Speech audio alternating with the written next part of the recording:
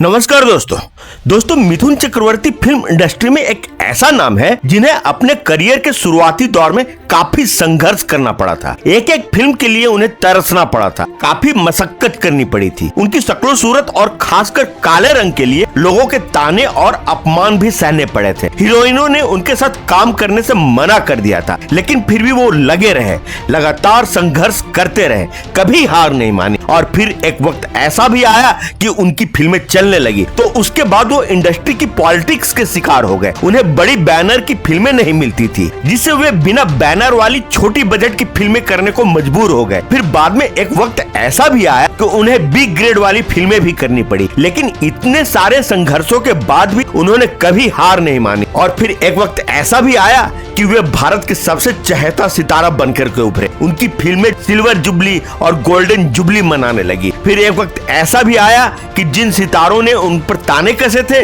वे सब के सब उनके साथ काम करने को मजबूर हो गए, क्योंकि दुनिया का एक ही चलन है, उगते सूरज को हर कोई सलाम करता है। उन्हीं कलाकारों ने न सिर्फ उनके साथ काम किया, बल्कि उनकी फिल्मों में सेकंड लीड वाली रोल भी की। ये जलवा था तब मिथुन चक्रवर्ती का। फिर एक वक्त ऐसा भी आया कि जब अमिताभ बच्चन की करियर लड़खड़ाने लगी थी, तब उनके करियर को सहारा देने के लिए उनकी फिल्म में मिथुन चक्रवर्ती को साइन किया गया था, ताकि उनकी फिल्मों को बूस्ट मिल सके। ये ताकत थी तब मिथुन चक्रवर्ती की, और तब से लेकर आज तक मिथुन दा के चाहने वाले न सिर्फ लाखों करोड़ों में हैं, बल्कि देश और दुनिया के हर कोने में हैं। वे लोगों के दिलों में बसते हैं और लोग उन्हें दिल से चाहते हैं। सच पूछो तो वे भारत के आम लोगों के सबसे खास हीरो हैं। उनके प्रशंसकों के बीच उनका दर्जा किसी भगवान से कम नहीं है। इतना सम्मान, इतना प्यार बहुत कम लोगों को मिल पाता। एक वक्त था जब राजेश खन्ना के लिए लोगों के दिलों में प्यार उमड़ा था, मगर उनका प्यार लोगों में रोमांटिसिज्म के तौर पे था। लोग उनको प्यार करते थे तो लड़कियां उनसे रोमांस करती थी। फिर उनका दौर ढला,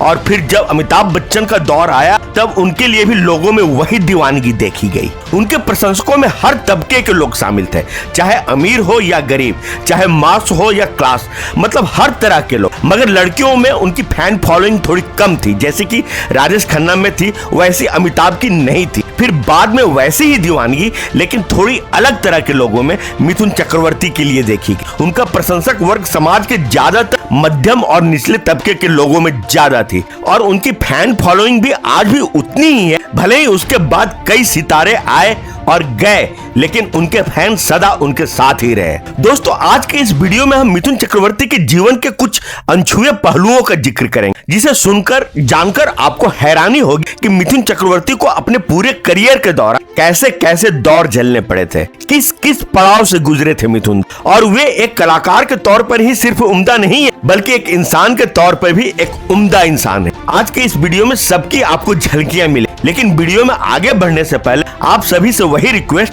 कि अगर आप मिथुन दा के दीवाने हैं और आप उनको एक कलाकार के साथ साथ एक अच्छा इंसान भी मानते हैं, तो आप जल्द से जल्द इस वीडियो को लाइक कर दें और अपने इस प्यारे से चैनल को भी सब्सक्राइब कर लें। हम आपके लिए ऐसी ही जानकारियों और मनोरंजन से भरपूर वीडियो बनाते ही रहते हैं। तो चलिए दोस्तों, वीडियो की अब शुरुआत करते हैं। सबसे पहले हम चर्चा करेंगे मिथुन दा के जीवन के उस दौर के बारे में जब उनके साथ इंडस्ट्री के नामी हीरोइनों ने काम करने से मना कर दिया था। हाँ दोस्तों, ये बात 100% सच है। मिथुन दा ने कुछ दिनों पहले एक न्यूज चैनल को दिए इंटरव्यू में अपने फिल्मी करियर के बारे में चर्चा की थी, जिसमें अपने करियर के बारे में उन्होंने बहुत सारी बातें बताई। उसी दौरान उन्होंने कहा था कि शुरुआती दौर में उन्हें उनके काले रंग के कारण काफी कुछ सहना पड़ा था। कोई भी बड़ी हीरोइन उनके साथ काम करने को तैयार नहीं थी, लेकिन इसके बाद भी उन्होंने कभी हार नहीं मानी। उन्होंने ठान लिया था कि अगर हारना ही है तो लड़ाई लड़ के हारनी चाहिए, ऐसे ही सरेंडर नहीं कर देनी चाहिए। फिर एक वक्त ऐसा आया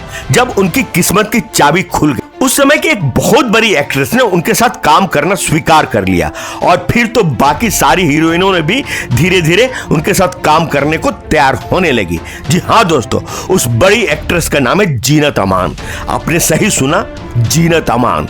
जीनत अमान वो कलाकार है जिनके लिए मिथुन दा के मन में हमेशा से सम्मान रहा है, और वो उस दौर को याद करते हुए बताते हैं कि साल 1983 में ब्रिज सदाना एक फिल्म बना रहे थे जिसका नाम था तकदीर, और उन्होंने इसके लीड रोल के लिए उन्होंने मिथुन दा का नाम तय कर लिया था और ये जिद ठान ली थी कि चाहे जो हो जाए उनकी फिल्म का हीरो मिथुन चक्रवर्ती ही होगा। और फिर उन्होंने पहले कई हीरोइनों से बात की मगर बात बनी नहीं। फिर उन्होंने एक दिन जीनत अमान से इसके बारे में बात की और जीनत अमान मिथुन दा का नाम सुनते ही उनके साथ काम करने को तैयार हो गई। तब मालूम है आपको जीनत अमान का क्या रिएक्शन था मिथुन दा का नाम सुनकर? उन्होंने कहा था वह बहुत हैंडसम है और अच्छा डांस भी कर सकता है, मैं उनके साथ काम करने को तैयार हूं। और उसके बाद ही मिथुन दा का करियर में एक नया मोड़ लेना शुरू कर दिया और वे धीरे धीरे इंडस्ट्री की सभी बड़ी हीरोइनों के साथ काम करने लगे। और इस सब के लिए मिथुन दा हमेशा से ही जीनत अमान का दिल से शुक्रिया अदा करते हैं। दोस्तों अब बात करते हैं मिथुन दा ने कैसे फिल्म इंडस्ट्री को सबसे पहला 100 करोड़ी फिल्म दी। दोस्तों 80 के दशक में जब मिथुन दा का करियर अपने शुरुआती दौर में था तब उनकी फिल्में कुछ खास कमाल नहीं कर रही थी, जिसे वे कुछ बुझे बुझे से रहने लगे थे। एक बार वो अपनी फिल्म तकदीर के बादशाह की शूटिंग कर रहे थे और सेट पर वैसे ही उदास बैठे थे, तभी फिल्म के निर्देशक बब्बर सुभाष उनके पास आए और पूछा कि क्या हुआ है। तब मिथुन दा ने उन्हें बताया कि वह अपने करियर से खुश नहीं है, वे बहुत हार्डवर्क कर रहे हैं लेकिन कुछ भी खास निकल कर नहीं आ पा रहा है, वो मुकाम उन्हें नहीं मिल पा रहा है जिसके लिए वह इतनी मेहनत कर रहे हैं, वह अब इस जिंदगी से हार चुके हैं। फिर बी सुभाष ने मिथुन दा को फिल्म ऑफर की डिस्को डांसर। इस फिल्म के रिलीज होने के बाद तो मिथुन दा की किस्मत का सितारा ऐसा चमका कि वह रातों रात सुपरस्टार बन गए।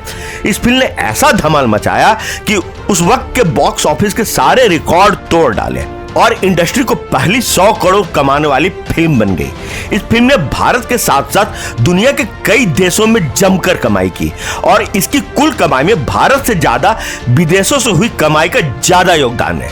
रूस जबकि सोवियत संघ के नाम से जाना जाता था, वहां पर तो इस फिल्म ने धूम ही मचा दी थी। फिल्म ने वहां से बम्पर कमाई की थी और तब वहां के लोगों में मिथुन दा को लेकर जबरदस्त दीवानगी देखी गई थी। तो ये थी कहानी मिथुन दा की फिल्म इंडस्ट्री को सबसे पहली 100 करोड़ फिल्म देने की। अब बात करते हैं मिथुन दा की फिल्मों की नहीं, उनके अंदर छुपे हुए एक उम्दा इंसान के बारे में। दोस्तों आप सभी जानते हैं कि मिथुन चक्रवर्ती एक उम्दा कलाकार ही नहीं बल्कि एक उम्दा इंसान भी है। उन्होंने समय समय पर न जाने कितने लोगों की मदद की है जो वे खुद भी नहीं जानते, लेकिन उन्होंने एक ऐसा नेक काम भी किया है जिसके बारे में बहुत कम लोगों को पता है। जी हाँ दोस्तों, मिथुन दा ने एक ऐसी लड़की को गोद लिया है जिसके माँ बाप ने उसे जन्म लेते ही कूड़े के ढेर पर छोड़ दिया था। ये कई साल पहले की बात है। तब मिथुन दा ने किसी स्थानीय अखबार में एक खबर पढ़ी थी कि कूड़े के ढेर पर एक नवजात बच्ची पड़ी थी जिसे रोता देखकर कई लोग उधर से गुजरे, लेकिन उसे उठाने को कोई तैयार नहीं था। लेकिन फिर एक व्यक्ति ने उस बच्ची को रोता देख उसे अपने घर ले आया और इसकी सूचना प्रशासन को दी। खबर पढ़ने के बाद मिथुन ने तुरंत उस व्यक्ति से संपर्क किया और उससे उस बच्ची को गोद लेने की इच्छा जताई। फिर गोद लेने की सारी फॉर्मेलिटी पूरी करने के बाद वे उसे अपना घर ले आए और उसे एक प्यारा सा नाम दिया, दिशानी चक्रवर्ती। बच्ची की परवरिश में मिथुन दा की पत्नी योगिता वाली ने भी पूरा साथ दिया और कहीं से कोई कमी नहीं रखी। मिथुन दा की गोद ली हुई बेटी दिशानी अब बड़ी हो गई है और स्टाइलिश भी दिखती है। बताया जा रहा है कि दिशानी बॉलीवुड में डेब्यू की तैयारी कर रही है। तो ये रही दोस्तों मिथुन दा के अंदर छुपे हुए इंसान की कहानी। तो दोस्तों आपने सुनी मिथुन दा के जीवन के कुछ अनछुए पहलुओं के बारे में, जिसमें काफी उतार चढ़ाव है तो काफी रोमांच भी, काफी संघर्ष भी है तो काफी सफलता भी। इसके साथ साथ मिथुन दा अपने वास्तविक जीवन में कैसे इंसान है इसकी भी एक झलकी मैंने आपको इस वीडियो में दिखाई। आशा है कि आपको वीडियो जरूर पसंद आई होगी। तो फिर चलने से पहले आप सभी से वही रिक्वेस्ट कि अगर आपने अभी तक इस वीडियो को लाइक और अपने इस प्यारे से चैनल को सब्सक्राइब नहीं किया तो आप उसे अभी के अभी कर ले। और हाँ, इस वीडियो को अपने दोस्तों अपने रिश्तेदारों के साथ शेयर करना ना भूलें। तो फिर मिलते हैं अगले वीडियो में किसी नए टॉपिक के साथ। तब तक के लिए आप सभी को मेरा प्यार भरा नमस्कार।